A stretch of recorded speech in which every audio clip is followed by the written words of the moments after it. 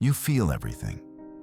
The weight of every room you enter, the unspoken pain in strangers' eyes, the emotional undercurrents that others seem blind to. People call it a gift, this overwhelming sensitivity of yours. They say you're naturally compassionate, spiritually evolved, blessed with an open heart. But what if everything you've been told about your empathy is wrong? What if I told you that your empathy isn't a divine gift bestowed upon your soul, but a survival mechanism forged in the fires of childhood necessity?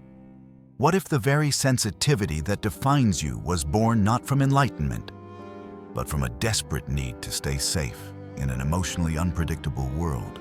Carl Jung, the pioneering psychologist who mapped the deepest territories of the human psyche, discovered something revolutionary about empaths. He found that behind every adult who feels too much stands a child who was never allowed to feel enough for themselves. The empath Jung realized is simply the child who was never permitted to be selfish. Think about that word for a moment. Selfish. It probably makes you uncomfortable, doesn't it? Your whole being recoils from it, like touching a hot stove. That reaction alone tells the story. Somewhere in your earliest years, you learned that having needs was dangerous, that expressing your wants was selfish, that your very existence was only acceptable when it served the emotional needs of others. This isn't conscious learning. This is what Jung called adaptive wiring. Your nervous system literally rewired itself to become a seismograph for emotional danger. You developed what he termed psychological antenna, an extraordinary ability to read the emotional weather of everyone around you. You learned to sense your mother's tears before they fell, to feel your father's anger before he spoke, to navigate the treacherous waters of family dynamics like an emotional Navy SEAL. But here's what Jung understood that changes everything. This survival adaptation came with a terrible cost. While you were developing superhuman sensitivity to others' inner worlds, you were systematically suppressing what Jung called your authentic selfishness. Not narcissistic selfishness, but the healthy self-regard that every child needs to develop a strong sense of identity. Jung wrote that the healthy individual is able to love himself as much as he loves others. But you learned the opposite lesson. You learned that love is something you give, not something you receive. You learned that your needs create problems, but anticipating others' needs creates safety. You learned that to be good, you must disappear.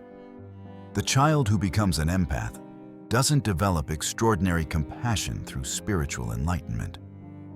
They develop it through emotional starvation. Instead of crying out for attention, affection, or basic acknowledgement, which might have seemed selfish, they learn to feed on invisibility. They became what others needed them to be because the alternative was too terrifying to contemplate. Your boundaries dissolved like salt in water. Your identity became a mirror reflecting others' projections. Your worth became measured by how well you could soothe, fix, and heal the people around you. This is why Jung said the empath is a child who was never allowed to be selfish. Because selfishness, true healthy selfishness, is fundamentally a declaration: I exist. I matter. I am not merely a vessel for others' emotions. What the world calls your intuition is often hypervigilance. What others praise as your compassion is frequently a trauma-mapped strategy for safety. You became an expert in reading emotional weather patterns because your survival once depended on it. The child who learns to monitor their parent's mood before the parent even knows what they're feeling grows into the adult who feels responsible for everyone's emotional state. This creates what Jung identified as premature ego adaptation. When children develop sophisticated psychological skills, not from healthy development, but from necessity, their natural developmental process becomes hijacked. Instead of learning to assert their own needs, express their own feelings, and develop their own identity, they learn to become emotional chameleons, shifting and adapting to keep the peace. But Jung saw something hopeful in this pattern. He didn't view empaths as broken or damaged. He saw them as individuals who had developed extraordinary psychological capacities, but had never learned to use those capacities in service of their own well-being. The empath, in Jung's view, is halfway through the process of individuation, the psychological journey toward wholeness. You already possess the emotional intelligence of a master therapist. You understand the human psyche better than most trained professionals. You can read between the lines, sense what's unsaid, and feel the pain that others hide behind their masks. These are remarkable gifts. The problem isn't that you have them. The problem is that you've never learned to turn them inward, to use this extraordinary sensitivity, to understand and nurture your own inner world. The empath, who was never allowed to be selfish, carries within them all the tools they need for healing. They simply need to learn to apply those tools to themselves with the same intensity they've always applied them to others. They need to develop what Jung called sacred selfishness, the healthy boundaries that transform empathy from compulsion into conscious choice. Here's the cruel irony of the empathic pattern: the very sensitivity that makes you so attuned to others becomes the barrier that prevents you from knowing yourself. You became an expert in everyone else's inner world while remaining a stranger to your own. You can detect the slightest shift in someone's mood from across a room, but you can't identify what you need for lunch. You can sense when a friend is lying, but you can't tell when you're lying to yourself. Jung called this the empathic paradox. The development of extraordinary external awareness at the cost of internal awareness. It's like becoming a master locksmith who can open any door except the one to their own house. You hold the keys to understanding human nature, but you've lost the key to understanding your own nature. This creates what Jung identified as shadow formation through moral conditioning. In Jung's psychology, the shadow represents all the parts of ourselves that we've rejected, suppressed, or deemed unacceptable. For most people, the shadow contains their darker impulses, their selfish desires, their capacity for aggression. But for empaths, the shadow contains something different. It contains what I call forbidden selfishness. In your shadow lies everything you were taught was wrong to feel or express. Anger when someone takes advantage of your kindness. Resentment when you give and give, but receive nothing in return. The desire to say no without explanation. The wish to put yourself first for once. The need to be seen, heard, and valued for who you are, rather than what you provide. Most empaths carry tremendous guilt about their shadow because it contains everything they were taught made them a bad person. But Jung's revolutionary insight was this: these supposedly selfish impulses aren't pathological. They're the missing pieces of a complete personality. The anger in your shadow isn't destructive rage, it's healthy self-protection trying to emerge. The selfishness in your shadow isn't narcissistic entitlement. It's your authentic needs, finally demanding recognition. Jung observed that empaths often unconsciously resent their own compassion. On the surface, they give willingly, even enthusiastically. But underneath, there's exhaustion. There's a part of them that wants to stop caring, to walk away, to choose themselves for once. This isn't because they're bad people. It's because Jung's principle of psychological compensation is at work. The psyche, Jung discovered, always seeks balance. When we develop too far in one direction, the unconscious mind begins pushing in the opposite direction to restore equilibrium.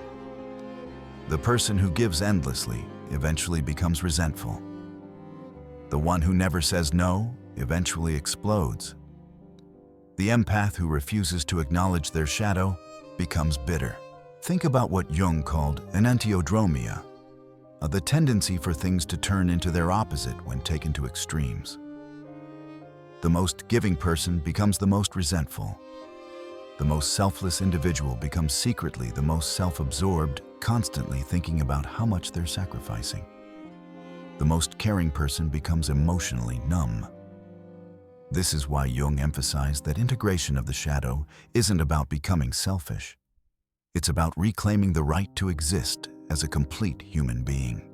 The empath's shadow contains their sacred selfishness, the healthy ego strength that allows for authentic relationships rather than functional ones. Jung made a startling discovery about what lies hidden in the unconscious of people with empathic patterns.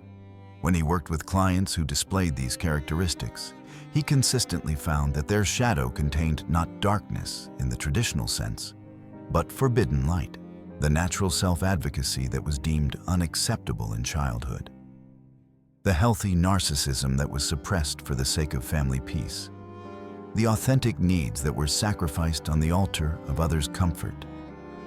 This creates what Jung termed the wounded healer archetype. The wounded healer gives from emptiness rather than fullness. They pour from a cup that was never filled. They offer healing energy they themselves have never received. This pattern can sustain itself for years, even decades. But eventually, it leads to what Jung called a confrontation with the shadow. The shadow confrontation for empaths often feels like a crisis of identity. Suddenly, the old motivations don't work anymore. You can't fake caring. People's problems feel heavy instead of meaningful. You start resenting the very thing that once defined you, your willingness to help others. This isn't spiritual failure. This is psychological emergence. Your authentic self is trying to be born, but it requires dismantling the false self that was built around serving others. Jung understood that this crisis is actually a call to individuation. The psyche is demanding that you become who you actually are, not who you learn to be for survival. This process requires what Jung called the transcendent function, the psyche's ability to bridge opposites. In this case, the caring self and the self-caring self.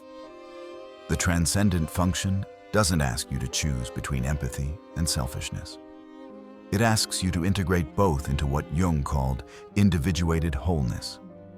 This means learning to feel with others without losing yourself in the process. It means developing the capacity to offer genuine support without taking responsibility for outcomes. It means caring consciously rather than compulsively. But this integration process often triggers what Jung observed as collective resistance. When empaths begin to change, to set boundaries, to prioritize their own needs, the people around them often react with confusion, anger, or manipulation. They say things like, "You're not the same person anymore," or "You've become selfish." Jung understood this as the collective's resistance to individual development. The people who truly love you will support your individuation. The ones who resist it were benefiting from your self-abandonment. This realization can be painful, but it's also liberating. It helps you understanding that not all relationships are built on genuine care. Some are built on function. Some people didn't love you for who you are.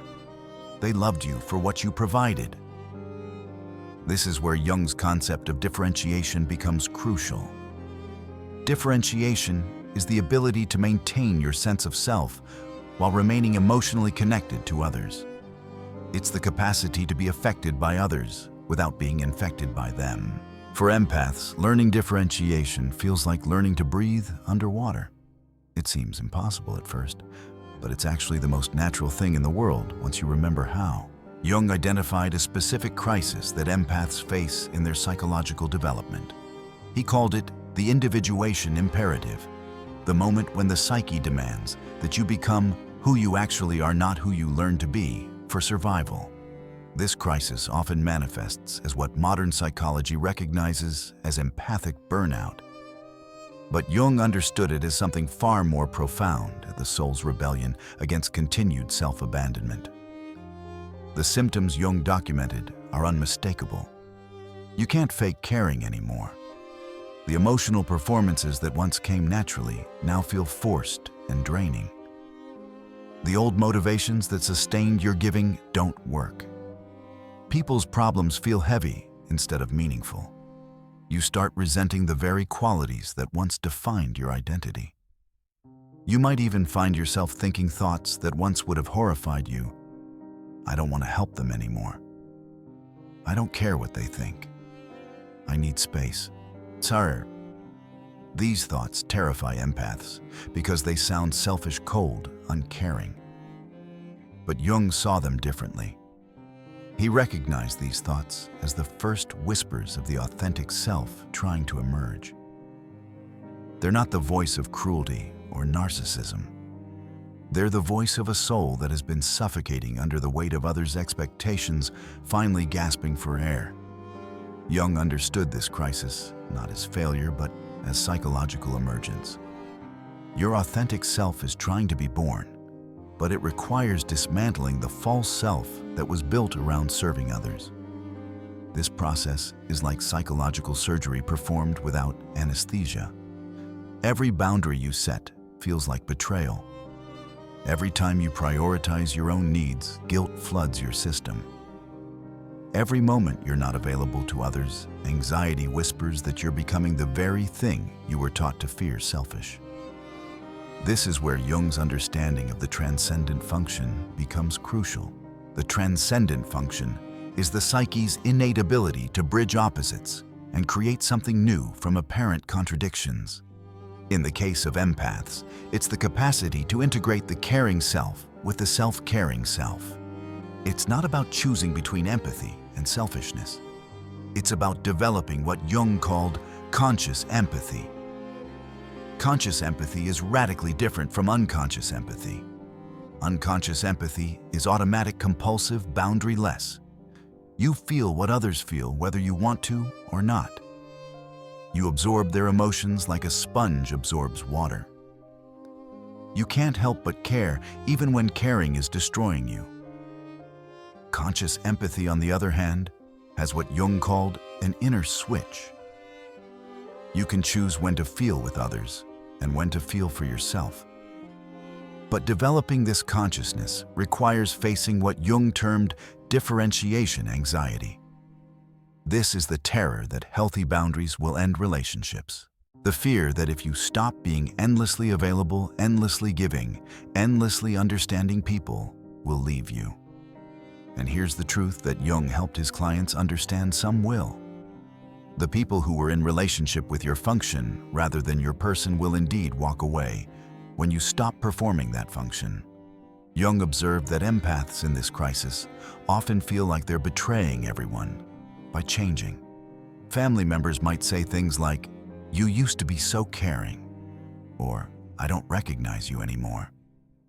Friends might express disappointment in your new boundaries. Partners might resist your newfound self-advocacy. Jung called this the collective's resistance to individual development, and he saw it as a natural part of the individuation process. The truth is that healthy individuation always disturbs dysfunctional systems. When one person in a family or social group begins to change, it forces everyone else to examine their own patterns.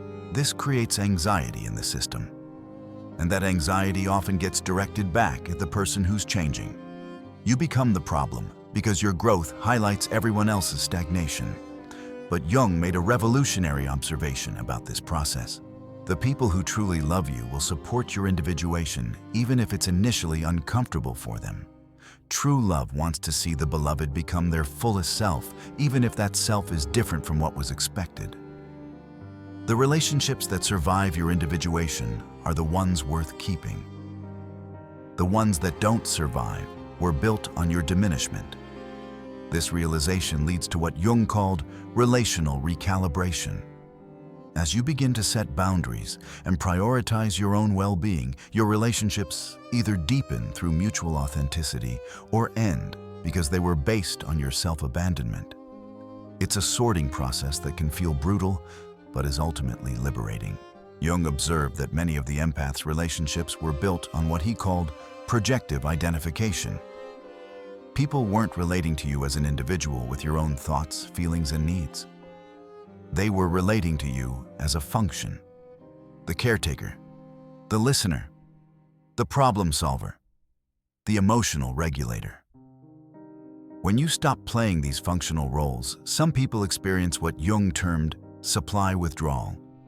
They become angry, manipulative, or accusatory because their emotional needs are no longer being automatically met. But Jung also documented something beautiful that happens during this process. The relationships that survive this transformation become what he called authentic encounters.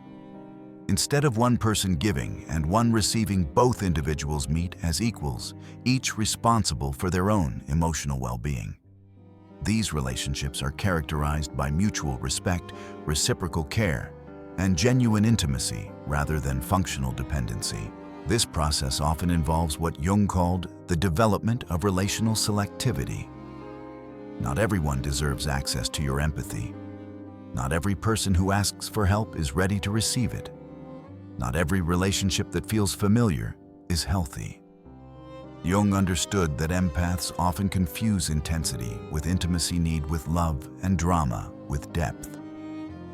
Learning to recognize the difference requires developing what Jung called psychological discernment. This is the ability to see people as they are, rather than as you wish they were.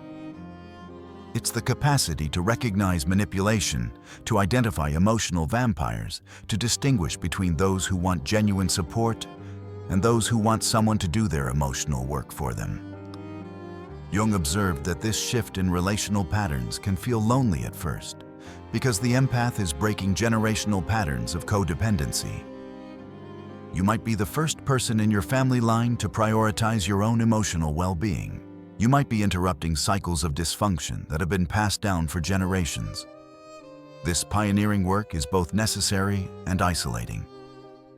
But ultimately, this individuation process leads to what Jung called authentic belonging.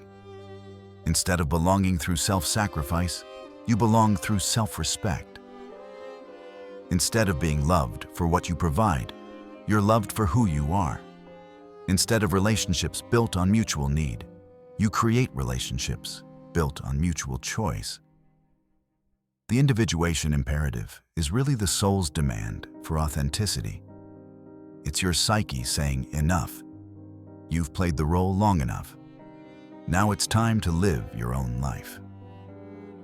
This crisis isn't something to fix or get through quickly. It's something to honor and navigate with consciousness and care. Jung's vision of psychological wholeness includes what he called the integrated empath, someone who has reclaimed their sensitivity as a conscious choice rather than an unconscious compulsion. This person represents Jung's ideal of individuation, achieved not just for empaths, but as a model of what emotional maturity can look like when both the capacity for connection and the capacity for separation are fully developed. The integrated empath possesses what Jung called conscious empathy, the ability to feel with others without losing themselves in the process. They've learned to use their sensitivity as a tool rather than being used by it. This transformation requires developing what Jung identified as three essential capacities: emotional sovereignty, boundary consciousness, and need legitimacy. Emotional sovereignty is the recognition that you're not responsible for managing other people's feelings. This might sound obvious, but for empaths, it's revolutionary. You were trained from childhood to believe that other people's emotional states were your responsibility. If mom was sad, it was your job to cheer her up. If dad was angry, it was your job to calm him down. If anyone around you was uncomfortable, it was your failure to prevent or fix it. Jung understood that taking responsibility for others' emotions actually prevents their psychological growth. When you constantly rescue people from their own feelings, you rob them of the opportunity to develop their own emotional regulation skills. You become an enabler of emotional immaturity. The most loving thing you can do is allow people to feel their own feelings and learn from their own experiences. Emotional sovereignty means recognizing that everyone is the author of their own emotional story.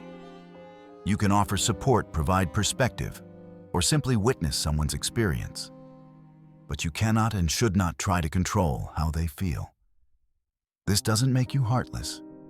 It makes you wise. It means you understand that genuine healing comes from within, not from external management. Boundary consciousness is the ability to sense where you end and others begin, Jung called this ego boundary development, and he saw it as essential for both individual health and authentic relationship. For empaths, developing this consciousness feels like learning to see air. You've lived so long without clear boundaries that you don't realize they're missing. Healthy boundaries aren't walls that shut people out. They're membranes that allow good things in while keeping harmful things out. They're the difference between a house with doors and windows versus a house that's completely open to the elements. Boundaries give you choice about what energy you allow into your personal space and what energy you keep out. Jung observed that empaths often resist developing boundaries because they've been taught that boundaries are selfish or mean. But boundaries are actually expressions of self-respect and other respect. When you have clear boundaries, people know what to expect from you. They know where they stand. They don't have to guess what's okay and what isn't. This creates safety for everyone involved. Need legitimacy is accepting that your needs are as valid as anyone else's. This might be the most challenging aspect of integration for empaths because you were trained to treat your own needs as optional while treating others' needs as mandatory. You learn to put everyone else's needs first, not occasionally as an act of generosity, but consistently as a way of being. Jung discovered that empaths often don't even know what their needs are because they've spent so much energy focusing on others' needs. They might need to literally learn to ask themselves, "What do I need right now?" And then practice listening to the answer without immediately dismissing it as selfish or unimportant. Your needs are data. They tell you what's missing, what's working, what needs to change. When you ignore your needs, you're ignoring crucial information about your well-being. When you dismiss your needs as selfish, you're essentially saying that your well-being doesn't matter. But Jung understood that individuals who don't take care of their own well-being eventually become unable to genuinely care for others. This integration process creates what Jung called differentiated love. This is love that includes both connection and separation, both caring and boundaries, both empathy and self-preservation. Differentiated love allows you to feel compassion without absorbing pain. It allows you to offer support without taking responsibility. It allows you to love without disappearing. Jung observed that empaths who develop this integration actually become more helpful, not less. They give from choice rather than compulsion, from fullness rather than emptiness, from strength rather than weakness. Their help is more effective because it's not contaminated by their own unmet needs.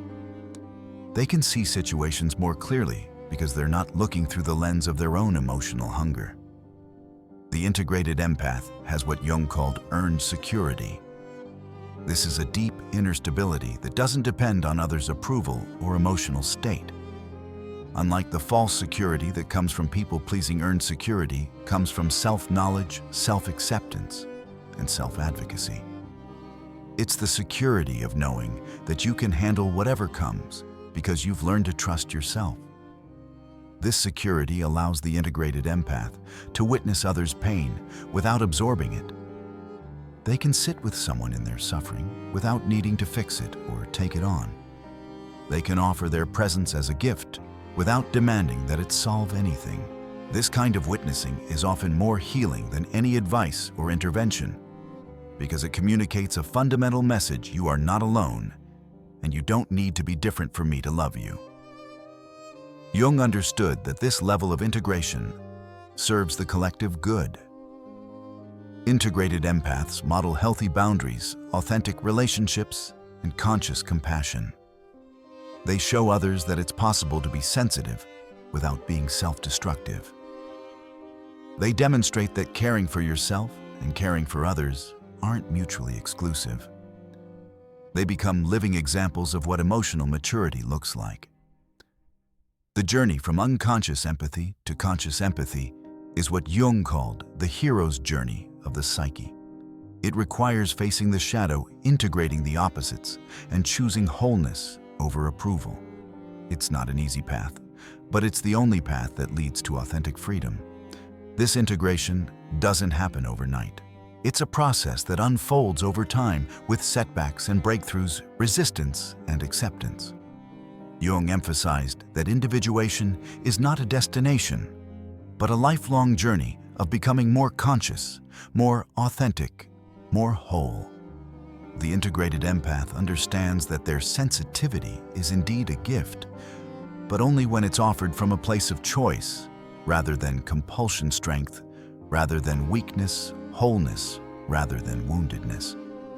They've learned to honor their empathic gifts, while also honoring their human needs. They've discovered that the most radical act of service is becoming fully themselves. Jung's most profound discovery about empaths centers on what he called the freedom realization. And the moment when you understand that your empathy was never really about other people. It was about you trying to feel safe in an unpredictable world. This realization can be both liberating and terrifying, because it means recognizing that much of what you called love was actually psychological management, unconscious strategies to keep people calm, happy, and stable so you could feel secure. Jung wrote that everything that irritates us about others can lead us to an understanding of ourselves. For empaths, this principle works in reverse. Everything that you've tried to heal in others points to something that needs healing in yourself. The people you're drawn to help often carry wounds that mirror your own. The situations you feel compelled to fix often reflect dynamics from your own past. Your hyper-responsibility for others was actually an attempt to control your environment, to prevent the emotional chaos you experienced in childhood. But Jung discovered something liberating about this realization. Once you understand that your empathy was a survival strategy, you can choose to keep it or transform it. You're no longer controlled by unconscious programming. You become what Jung called the author of your own psychological story. This freedom creates what Jung termed authentic empathy. This is sensitivity that comes from love rather than fear choice, rather than compulsion, strength, rather than vulnerability. The integrated empath feels with others because they want to, not because they have to. They can offer their gifts freely because they're no longer driven by the desperate need to prevent abandonment or create safety through service. But this transformation often triggers what Jung called existential guilt. This is the feeling that you're betraying your essential nature by changing. The voice in your head says things like, "But I've always been the helper," or "People depend on me," or "What if no one loves me if I'm not useful?" Jung understood this guilt as the final resistance of the false self that was built around serving others. He called it identity grief, mourning the version of yourself that was never real but felt familiar. The empath who always said yes, who never had needs, who could absorb infinite amounts of pain without breaking. This identity feels safe because it's known, even though it's ultimately unsustainable. Letting go of it feels like dying, but Jung understood it as being born. Jung also identified what he called the freedom paradox, the discovery that having the choice to help makes helping more meaningful, not less. When empathy becomes voluntary rather than compulsive, it transforms from burden to gift. You begin to help people not because you have to, but because you choose to. Your assistance becomes more effective because it's not contaminated by your own unmet needs or unconscious agendas. The truth Jung revealed is this: you were never meant to be an emotional caretaker for the world. You were meant to be a conscious individual who chooses when and how to offer your gifts. Your empathy was supposed to be a superpower, not a prison. It was meant to enhance your life, not consume it.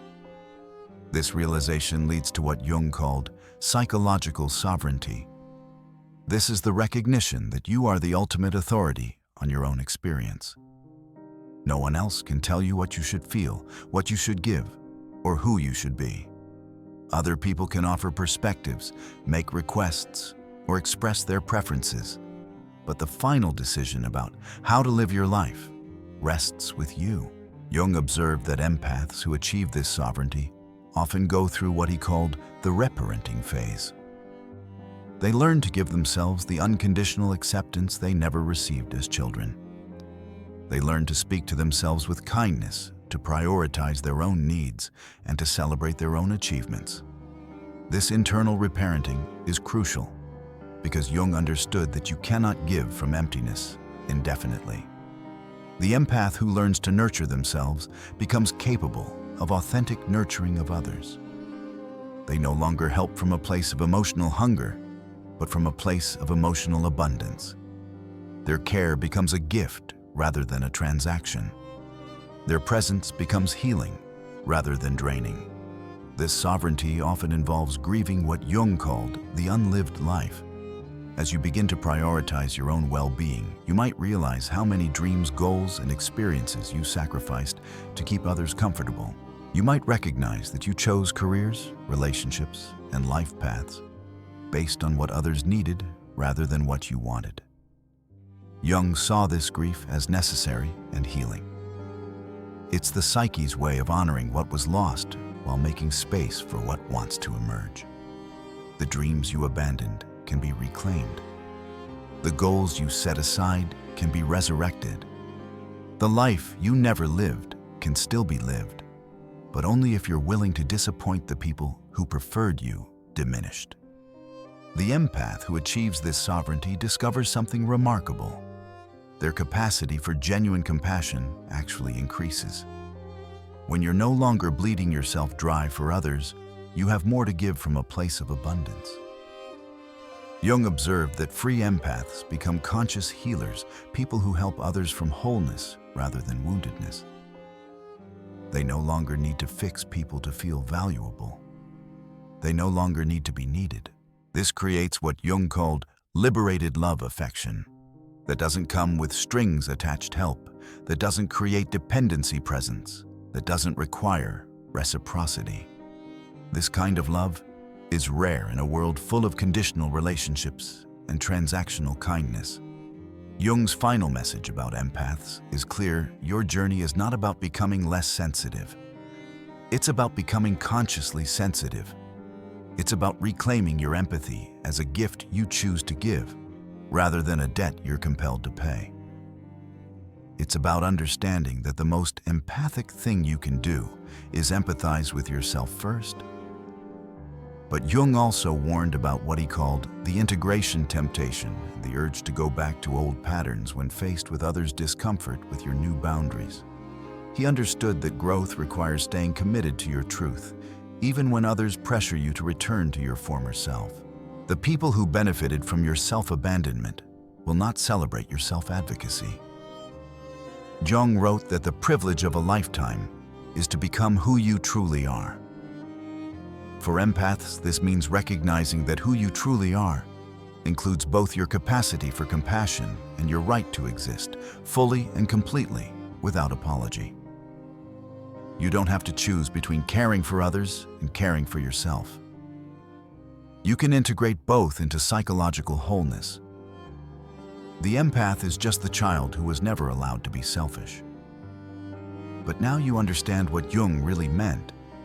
Your empathy isn't your flaw, it's your unfinished development. You learn to use your sensitivity as a survival tool instead of developing it as a conscious choice. The path forward isn't about becoming less empathic. It's about becoming consciously empathic. You don't have to sacrifice yourself to serve others. You don't have to disappear to help others appear.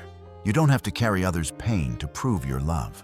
The most generous gift you can give to a world that desperately needs conscious, integrated people is your whole, authentic self. The freedom to choose when and how to care is the ultimate gift Jung offered to empaths. It transforms sensitivity from a weakness that others exploit into a strength that you consciously deploy. The child who was never allowed to be selfish can grow into the adult who chooses when and how to give their gifts. The next time someone tells you that you're too sensitive or that you've become selfish, remember Jung's wisdom: you're not too much for this world. You're just finally becoming enough for yourself. And that transformation from unconscious empathy to conscious empathy is exactly what the world needs. Not more people who give until they break, but more people who know their worth and give from overflow. Your sensitivity is a superpower, but only when it comes from strength rather than survival choice, rather than compulsion, wholeness, rather than woundedness. Jung spent his life proving that the most empathic people are those who have learned to empathize with themselves first. The empath who was never allowed to be selfish is finally free to choose. And that choice to love yourself as much as you love others is the most generous gift you can give to a world that desperately needs whole, conscious, integrated people. If this message resonates with your experience, if you recognize yourself in this journey from unconscious empathy to conscious choice, share your story in the comments below. Let others know they're not alone in this transformation. And if you're ready to explore more about Jung's insights into psychological development and the journey toward wholeness, subscribe and join a community of people committed to conscious growth and authentic living. The world doesn't need more martyrs. It needs more whole people. Your journey toward conscious empathy is not just personal healing, it's collective service. Thank you for having the courage to choose yourself. Thank you for refusing to disappear. Thank you for proving that sensitivity and strength can coexist in one beautiful, integrated human being. What Jung observed through psychological analysis, modern neuroscience, has begun to validate through brain imaging and research. The empathic patterns Jung identified actually correspond to measurable differences in neural development and activation. When a child's nervous system adapts to emotional unpredictability, specific brain regions become hyperactive, while others remain underdeveloped. The anterior cingulate cortex, responsible for processing emotional pain, shows heightened activity in individuals with empathic patterns. Mirror neurons, which fire both when we act and when we observe others acting, become overactive in empaths. This creates what researchers call emotional contagion, the automatic absorption of others' emotional states. Meanwhile, areas associated with self-awareness and emotional regulation, particularly the prefrontal cortex, may develop differently. This neurological foundation supports Jung's observation that empaths become experts in others' inner worlds while remaining strangers to their own. The brain literally rewires itself for external attunement at the expense of internal awareness. But here's what Jung anticipated, and neuroscience confirms: the brain's plasticity means these patterns can change. When empaths begin practicing what Jung called sacred selfishness, new neural pathways develop. The prefrontal cortex strengthens its capacity for emotional regulation. The insula associated with interoceptive awareness becomes more active, helping empaths recognize their own internal states. This neuroplasticity explains why the individuation process Jung described feels so physically challenging. You're not just changing psychological patterns, you're literally rewiring your brain. The discomfort you feel when setting boundaries isn't just emotional resistance. It's your nervous system adjusting to new ways of being. Understanding this biological foundation doesn't diminish Jung's insights. It validates them. The empathic patterns he identified through depth psychology correspond to real, measurable changes in brain structure and function. This gives us additional tools for healing alongside Jung's psychological approach. Jung understood that psychological patterns don't exist in isolation. They're passed down through generations like genetic material, creating what he called the collective unconscious. For empaths, this means your sensitivity likely echoes patterns that go back generations in your family line. Perhaps your grandmother was the family peacekeeper, absorbing everyone's conflicts to maintain harmony. Maybe your great-grandfather learned early that his emotional needs were inconvenient, so he became hyper-attuned to others' needs instead. These patterns get transmitted not through conscious teaching, but through modeling, through the thousand small interactions that shape a child's understanding of how relationships work. Jung observed that empaths often come from families where emotional dysregulation was normalized. This doesn't necessarily mean dramatic trauma. It could be as subtle as a parent who needed constant reassurance, a family system where conflict was avoided at all costs, or a household where children learned that their role was to manage adults' emotions. In these systems, children learn what Jung called emotional labor before they learn their own emotional vocabulary. They become fluent in reading others' needs while remaining illiterate in their own. This creates what researchers now call parentification, where children take on adult emotional responsibilities inappropriately early. But Jung saw hope in this intergenerational pattern. When one person in a family system begins the work of individuation, it creates ripples that can affect the entire lineage. Your decision to reclaim your sacred selfishness doesn't just heal you. It potentially heals patterns that have been passed down for generations. This is why your family might resist your changes so strongly. You're not just setting personal boundaries. You're interrupting a multi-generational system.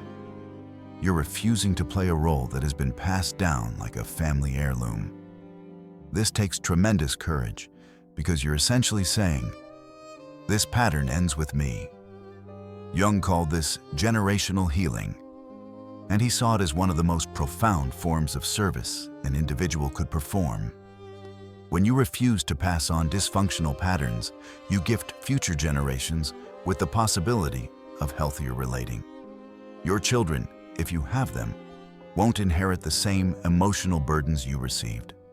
The pattern of self-abandonment can end with your conscious choice to choose yourself. While Jung's approach was primarily psychological, he understood that true individuation has spiritual dimensions. For empaths, the journey from unconscious sensitivity to conscious empathy often involves a fundamental shift in how they understand their place in the world. Many empaths initially experience their sensitivity as a spiritual calling. They believe they're meant to heal others, to serve as vessels for divine compassion, to sacrifice themselves for the greater good. This spiritual framework can make it even harder to recognize empathy as a survival strategy because it cloaks dysfunction in sacred language. But Jung's deeper understanding of spirituality reveals something different. True spiritual development, he argued, requires psychological wholeness. You cannot genuinely serve others if you're serving from woundedness. You cannot offer authentic love if you don't love yourself. You cannot be a clear channel for healing if you're contaminated by your own unhealed trauma. Jung distinguished between what he called spiritual materialism and authentic spirituality. Spiritual materialism uses spiritual concepts to avoid psychological work. It's the empaths who use their sensitivity as a way to feel special, superior, or needed. It's the helper who gets addicted to being indispensable. It's the giver who secretly resents their own generosity, but hides that resentment behind spiritual language. Authentic spirituality, according to Jung, emerges from psychological integration. When you've done the work of reclaiming your shadow, integrating your selfishness, and developing healthy boundaries, your service to others becomes genuinely selfless, because it's no longer motivated by unconscious needs for validation, safety, or identity. This creates what Jung called conscious compassion. This is empathy that flows from wholeness rather than woundedness, choice rather than compulsion, strength rather than survival. Conscious compassion doesn't exhaust you because it doesn't deplete you. It actually energizes you because it aligns with your authentic nature rather than fighting against it. Jung observed that empaths who reach this level of integration often experience what he called expanded identity. They realize they're not separate from the people they're helping. They're not rescuing others from the outside. They're participating in a larger process of collective healing. But this participation comes from choice and consciousness, not from unconscious merger or boundary collapse. This spiritual dimension of empathy includes what Jung called sacred witnessing. This is the capacity to be fully present with someone's pain without needing to fix it, change it, or take it on. Sacred witnessing says, "I see you. I honor your experience. I trust your capacity to heal. This kind of presence is often more healing than any intervention because it communicates fundamental respect for the other person's autonomy and wisdom. Jung understood human psychology from an evolutionary perspective. Every psychological pattern, even seemingly dysfunctional ones, served some adaptive purpose at some point. This includes the empathic patterns that can feel so burdensome in modern life. From an evolutionary standpoint, individuals who could accurately read group emotions and respond to others' needs would have been valuable to tribal survival. The person who could sense when the chief was angry and needed appeasement, who could feel when the group was anxious and needed comfort, who could detect emotional threats before they became physical ones, would have enhanced group cohesion and survival. In small, stable communities, this kind of sensitivity would have been genuinely adaptive. The empath would have served as an early warning system for social discord, a mediator for conflicts, a source of emotional regulation for the group. Their self-sacrifice would have been balanced by community care and reciprocal support. But modern life has disrupted this evolutionary context. We're no longer in small tribes where everyone knows everyone, and reciprocal care is built into the social structure. Instead, empaths find themselves in environments with hundreds or thousands of people, many of whom they'll never know personally. The sensitivity that once served group survival now becomes overwhelming in its scope. Additionally, modern society often exploits empathic tendencies without providing the community support that would have made such sensitivity sustainable. Empaths find themselves giving to people who don't give back, serving systems that don't serve them, pouring energy into relationships that remain one-sided. This evolutionary mismatch explains why so many empaths feel exhausted and overwhelmed in modern life. Their nervous systems are calibrated for small group living, but they're functioning in mass society. Their sensitivity is designed for reciprocal community, but they're operating in individualistic culture. Understanding this mismatch can be liberating for empaths. It helps them realize that their struggles aren't personal failings. They're natural responses to an unnatural environment. Their sensitivity isn't the problem. The context in which they're trying to use it is the issue. Jung's solution was individuation and the development of conscious choice about when and how to deploy empathic sensitivity. This doesn't mean suppressing your natural gifts. It means learning to use them skillfully in a complex world. It means creating boundaries that protect your sensitivity so you can use it where it's most needed and most appreciated. The integrated empath learns to seek out contexts that honor their gifts. They gravitate toward communities that value emotional intelligence, relationships that offer reciprocity, and work that allows them to use their sensitivity in sustainable ways. They stop trying to force their gifts into environments that don't appreciate them, and instead find or create spaces where their empathy can flourish. Jung's insights about empathy provide a roadmap for transformation, but integration requires practical application. Moving from unconscious empathy to conscious empathy involves developing specific skills and practices that support this psychological shift. The first practice Jung emphasized was what he called emotional archaeology. This involves examining your patterns of helping and giving to understand their unconscious motivations. Ask yourself, when do I feel compelled to help? What emotions arise when someone is upset and I can't fix it? What happens in my body when I set a boundary? Do I help because I genuinely want to, or because I feel anxious when others are uncomfortable? This self-examination isn't about judgment. It's about consciousness. The goal isn't to stop caring about others, but to understand what drives your care. When you can distinguish between authentic compassion and compulsive caregiving, you can begin to choose more consciously. The second practice is developing what Jung called emotional differentiation. This is the skill of feeling with others without losing yourself in their experience. It requires learning to notice when you're absorbing someone else's emotions and consciously choosing whether to continue feeling them. This might involve physical practices like imagining a protective bubble around yourself, or mental practices like reminding yourself, "This is their experience, not mine." It could include grounding techniques that help you reconnect with your own body and emotions when you've become merged with someone else's state. The third practice involves what Jung termed need archaeology, the process of rediscovering your own needs after years of suppressing them. Many empaths have to literally learn to ask themselves, "What do I need right now?" and then practice listening to the answer without immediately dismissing it. This process often reveals layers of unmet needs that have been buried under years of focus on others. You might discover that you need more solitude, more creative expression, more physical movement, more intellectual stimulation, or more emotional support. Acknowledging these needs isn't selfish. It's essential for your well-being and ultimately for your ability to genuinely serve others. The fourth practice is boundary development, which Jung saw as an art rather than a skill. Healthy boundaries aren't rigid walls. They're flexible membranes that can adjust based on circumstances. Learning to set boundaries requires developing comfort with disappointment, both your own disappointment in others and others' disappointment in you.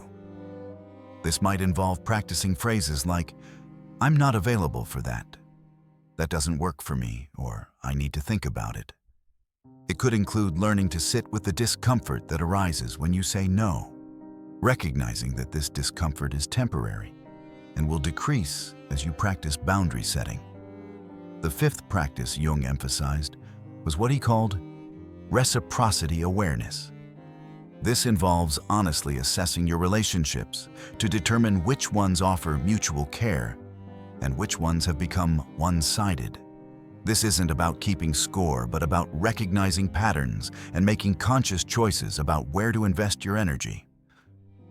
Relationships that consistently drain you without offering anything in return may need to be restructured or ended. This doesn't mean you stop caring about these people, but it might mean you love them from a distance or offer support in different ways. Jung understood that this integration process is ongoing rather than a one-time transformation. Conscious empathy is a practice, not a destination. It requires continual attention to your patterns, ongoing commitment to your own well-being, and regular reassessment of your relationships and boundaries. The goal isn't perfection, it's consciousness. It's the ability to choose when and how to deploy your empathic gifts rather than being at their mercy. It's the freedom to care for others without sacrificing yourself, to offer your sensitivity as a gift rather than a compulsion, to love from fullness rather than emptiness. This transformation doesn't make you less caring. It makes your caring more sustainable and authentic. When empathy comes from choice rather than compulsion, it becomes more powerful, not less. When you help others from wholeness rather than woundedness, your help becomes more effective. When you love yourself as much as you love others, your love becomes more genuine.